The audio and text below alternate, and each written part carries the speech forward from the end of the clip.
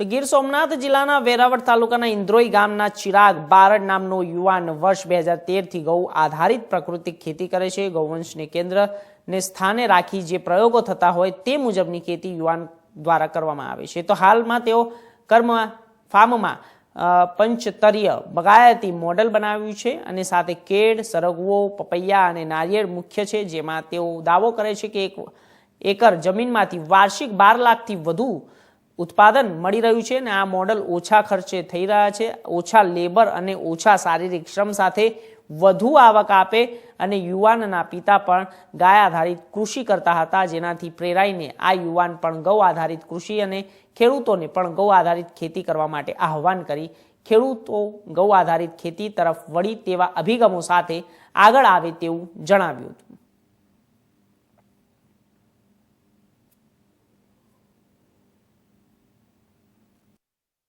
जय गौ माता।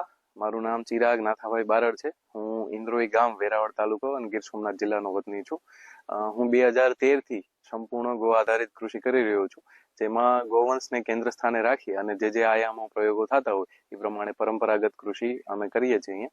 अत्यारे अमारा फार्म पर एक पंचस्तरीय बागायती मॉडल अमे बनाव्युं छे, जेमां केळ, सरगवो, पपैया अने नारिયેળી आ मुख्य क्रॉप छे અને એમાં અમે ક્લેમ કરીએ છીએ કે 1 એકર જમીનમાંથી વાર્ષિક 12 લાખ રૂપિયાથી વધારે પ્રોડક્શન અમને મળી રહે છે। આ મોડલ ખાસ એટલા માટે બનાવ્યું છે કે ઓછા ખર્ચમાં, ઓછા લેબર કોસ્ટમાં અને ઓછા શારીરિક શ્રમમાં વધારે ઉત્પાદન આપણને મળે, બરાબર ને? એવું આ સરસ મજાનું એક મોડલ અમે બનાવ્યું છે। આમ તો મને ગાય આધારિત કૃષિ તો વારસામાં મળી છે। મારા પપ્પા પરંપરાગત ગાય આધારિત કૃષિ કરતા હતા, એ પછી મેં ખેતી સંભાળી એટલે ત્યાંથી અમને વારસાગત મને ખેતી મળી છે।